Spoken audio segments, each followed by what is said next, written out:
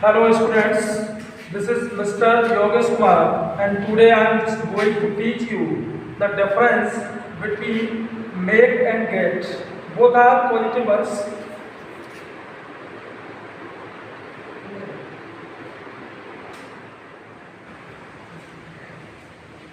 Yes, so what is the difference between make and get? Make and get are positive verbs.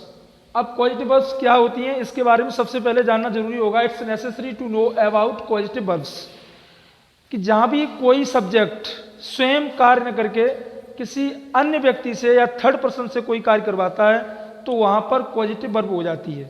जैसे अभी हम ये कहें कि राम ने पत्र लिखा और राम ने पत्र लिखवाया. राम ने स्वयं काम न करके किसी और व्यक्ति से काम करवाया. या उसने मुझे रुलाया या उसने घोड़ा दौड़ाया. या ये कहें कि राम ने मुझे वहां भिजवाया. कहने का मतलब सब्जेक्ट स्वयं कार्य न कर करके किसी दूसरे या तीसरे व्यक्ति से कार्य कराता है तो वहां पर पॉजिटिव वर्ब्स होती है. अगर हम इसको इंग्लिश में डिफाइन करेंगे तो कहेंगे कि positive verbs are used when subject doesn't perform action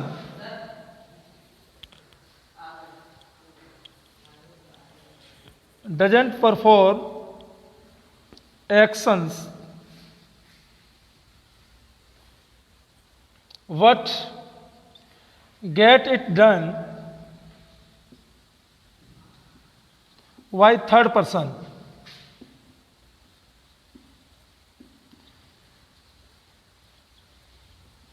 मतलब कोई भी सब्जेक्ट स्वयं कार्य न करके और किसी तीसरे व्यक्ति से कार्य कराता है तो वहां पर आपकी पॉजिटिव वर्ब्स होती है. जैसे फॉर एग्जाम्पल हमने ये कहा कि राम पत्र लिखता है. यहां पर सब्जेक्ट स्वयं कार्य कर रहा है और अगर हम इसको फॉर्मेट करके अगर ये कह दें कि राम ने पत्र लिखवाया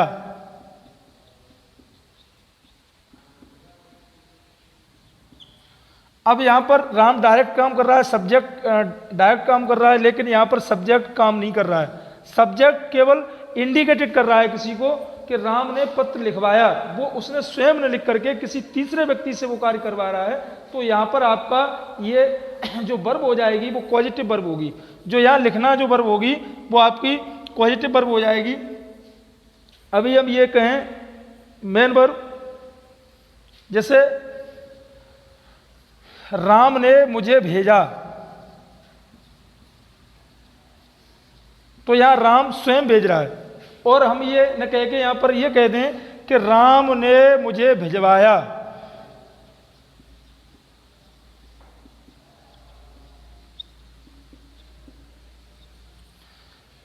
तो दोनों सेंटेंसों में काफी अंतर हो जाएगा. यहां पर सब्जेक्ट स्वयं कार्य कर रहा है और यहां सब्जेक्ट कार्य न करके किसी तीसरे व्यक्ति से वो कार्य करवा रहा है, केवल उसको इंडिकेटेड कर रहा है.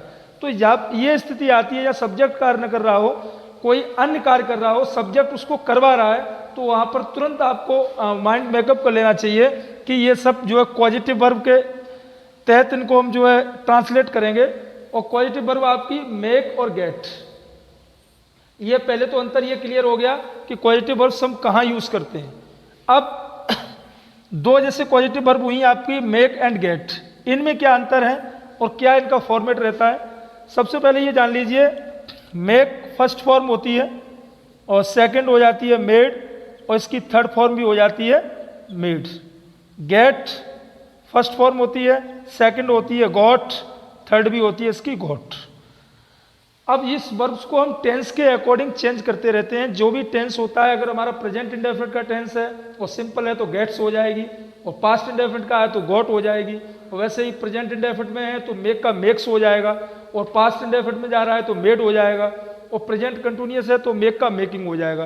अकॉर्डिंग टेंस के हिसाब से जो भी टेंस होगा हमारा, उस टेंस के अकॉर्डिंग हम इस पॉजिटिव वर्ब्स का फॉर्मेट जो है चेंज कर देंगे. अब देखिए इसका यूज कैसे करते हैं.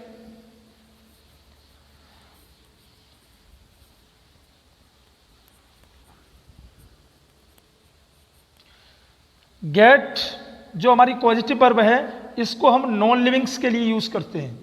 जो भी हमारी नॉन लिविंग्स बींग्स हैं, तो नॉन लिविंग बींग्स के लिए हम जो इसका यूज़ करते हैं, जिसको हम हिंदी में कहते हैं निर्जीव, जो लाइफलेस है, जिनके अंदर जो जीवन नहीं है, अगर वहाँ कोई नॉन लिविंग थिंग्स आती है तो हम जो है गेट का यूज़ करेंगे। और गेट का यूज़ करने के लिए फॉर्मेट हम यूज़ करते हैं सब्जेक्ट प्लस गेट।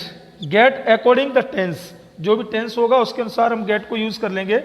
और उसके बाद ऑब्जेक्ट और उसके बाद V3। ये हमारा गेट का फॉर्मेट रहता है निर्जीव वस्तु के लिए। जैसे अभी हम ये कह दें कि राम ने पत्र लिखवाया,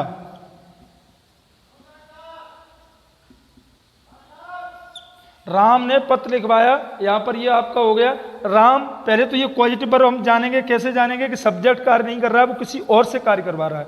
तो राम ने पत्र लिखवाया। अब यहां पर जो थिंग्स है, जो पॉजिटिव वर्ब्स के द्वारा जो काम किया जा रहा है, वो क्या है, आपका जो है नॉन लिविंग है। लेटर जो है नॉन लिविंग है, निर्जीव है।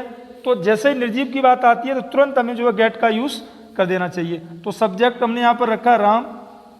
अब लिखवाया, तो हमारा ये टेंस हो रहा है पास्ट इंडेफिनिट, तो गेट का सेकंड फॉर्म क्या हो जाएगी, गॉट, राम गॉट। ये हमारा हो गया। उसके बाद ऑब्जेक्ट, ऑब्जेक्ट क्या है, लेटर। तो हमने यहां पर लेटर लिख लिया। और उसके बाद जो हमारी मेन वर्ब होगी, मेन वर्ब की थर्ड फॉर्म यूज करेंगे, तो राइट की हो जाएगी रिटन। ठीक है ना। तो यहां पर हो जाएगा Ram got letter written. Ram ने पत्र लिखवाया, राम ने मुझे भिजवाया। ठीक है ना। कोई भी कार्य जो है, या राम ने रुलाया, ठीक है ना, या राम ने जो है मकान की सफेदी करवाई, कहने का मतलब कोई भी कार्य वो स्वयं न करके किसी अन्य से करा रहा है, तो वहां पर तुरंत आपकी पॉजिटिव वर्ब जो है गेट का यूज हो जाएगा।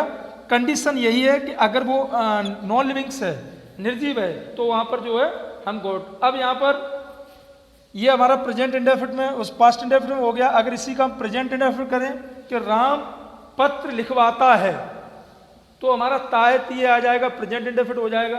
तो वहीं पर राम गेट्स, गॉट की जगह क्या हो जाएगा, गेट्स।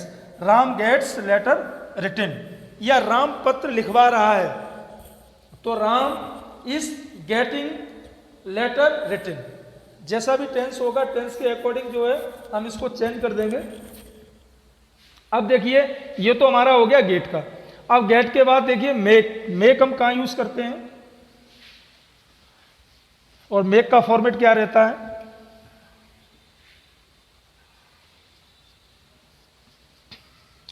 मेक।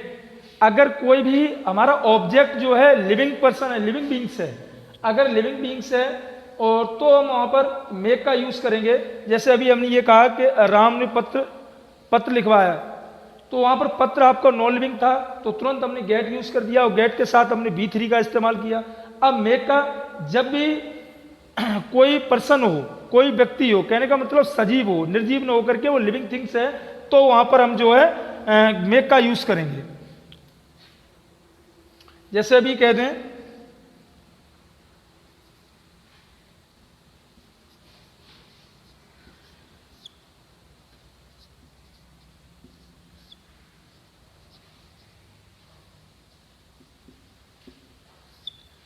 उसने मुझे बुलवाया, तो यहां पर जो है ऑब्जेक्ट आपका आ गया मुझे, या राम ने मुझे बुलवाया, या उसने मुझे बुलवाया।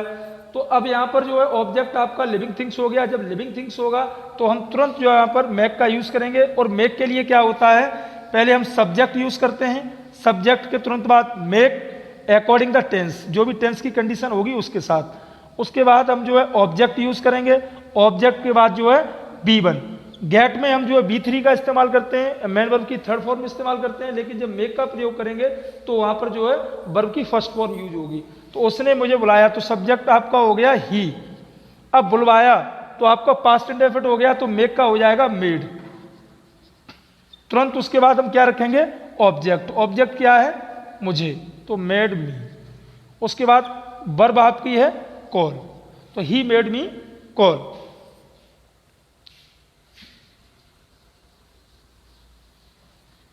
आगे नेक्स्ट देखिए, ये हमने आप लोगों को बता दिया मेक और गेट का यूज कहाँ करते हैं, या फिर कभी हम इंपरेटिव मूड में भी कर सकते हैं।